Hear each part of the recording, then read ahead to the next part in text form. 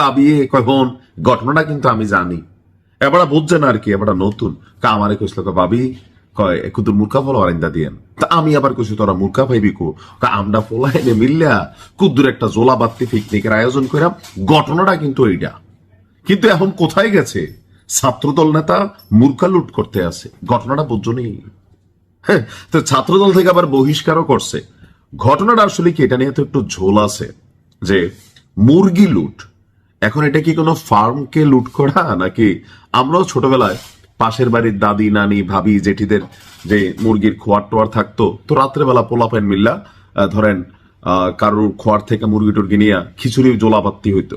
আবার অনেক সময় পুকুরের মধ্যে রাত্রেবেলা কিন্তু জাল মাইরা মাছ ধরতাম, কবে যে খবর আসে মাছ লুট। আমার মনে হয় ঘটনাটা সম্ভবত এরকম, কিন্তু যেহেতু বিএনপি এখন ক্ষমতায়, আওয়ামী লীগ থাকার সময় ছাগল লুটের খবর পাওয়া যেত, প্রাইভেট কারে করে করে গরু লুটের খবর পাওয়া যেত। এখন বাবা করবি তো করবি, বড় কিছু লুট কর, মূর্খা লুট করতে গেছিস কেন? বাটে পড়ে গেছে পোলাপাইন মানুষ। আমার ধারণা ঘটনাটা হচ্ছে আমার দেশ পত্রিকা, যদিও এটা একটু এনটি বিএনপি পত্রিকা, তো এখানে লিখছে মুরগি লুটের অভিযোগ, বহিষ্কার ছাত্রদল নেতা।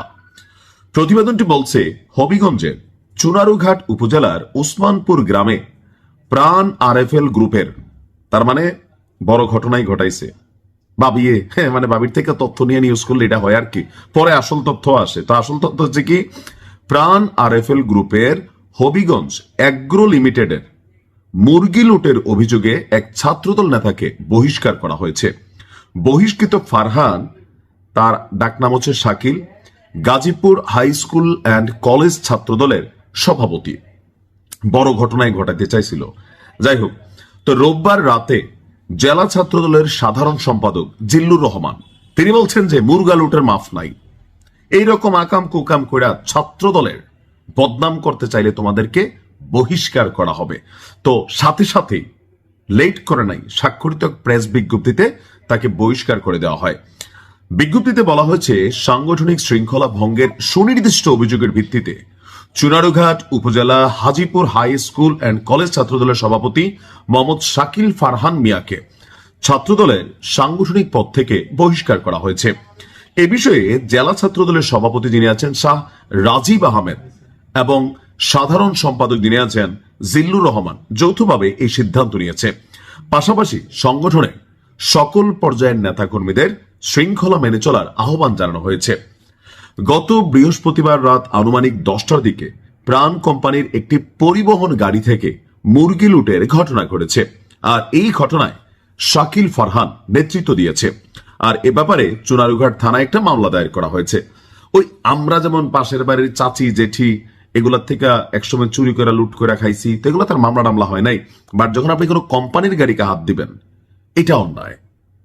এখন এটা কি বুঝা করছে নাকি না বুঝা করছে, কারণ মুরগি তো এখন হইতে পারে ধরেন বড় আকারের চালান যদি মারে তাহলে হচ্ছে অবশ্যই লুটপাট করছে, আর যদি জোলাবাত্তি খেলার জন্য নিয়ে থাকে 2-4-5টা, সেটা হয়তো আরেক রকম। তবে যেহেতু এটা একটা কোম্পানি, আর সো এখানে আপনার এটা উচিত না। ছাত্রদলের নেতাকর্মীদের বলি,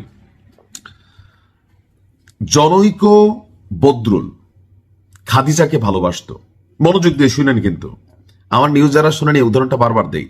জনৈক বদরুল, তার এলাকার একটা মেয়ের নাম খাদিজা। খাদিজা বুঝছই নি তোমার স্যার আমার ঘুমাইয়ের না, বিয়া করতাম শাদি করতাম, সিলেটেরই কিন্তু। তো বদরুলের প্রেমে খাদিজা বলতেছে না শয়তান, তুই আমার দেহ পাবি কিন্তু মন পাবি না, বদরুলকে একটা হইলেই চলে। এইটা বলে বদরুল যাইয়া খাদিজার পিছনে ঘুরে ঘুরে যখন পাইছে না, চাপাতি দিয়া খাদিজারে কয়েকটা আদর করে দিছে। এরপর থেকে ওই এলাকার মধ্যে ছাত্রলীগের নাম হয়ে গেছিল বদরুল লীগ।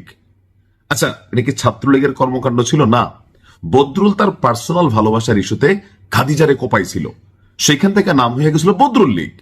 তো এখন যেই ভাই মুরগি লুট করছেন, খেয়াল রাখতে হবে পট করে কিন্তু একটা নাম পড়ে যাবে ট্যাগের আগে, এরকম হয়তো মুরগা দল এরকম আসতে পারে, কিন্তু যে বদরুল লীগ হয়ে গেছিল। তো আমি নিউজটা করছি, আপনারা ক্ষমতায় যে এমন কোনো কিছু কর্মকাণ্ড করবেন না যেন মানুষের কাছে আপনার সম্পর্কে বা আপনার দল সম্পর্কে নেগেটিভিটি তৈরি হয়। কামাই করে খান, লুটপাট চুরি করে খাইতে গেলে একদিন 2 দিন। এখন পরিবর্তিত বাংলাদেশ, আগের দিন নাই। আওয়ামী লীগ 17 বছর একটা অবস্থান এস্টাবলিশ করছে, বাট রাইট নাও আপনার বুঝতে হবে যে ক্ষমতায় সরকারি দল এবং বিরোধী দল, দুইটা দল আছে, আর বাহিরে খুল্লাম খুল্লা করতেছে আওয়ামী লীগ। আপনাদের একটু হিসাব করে চলা উচিত।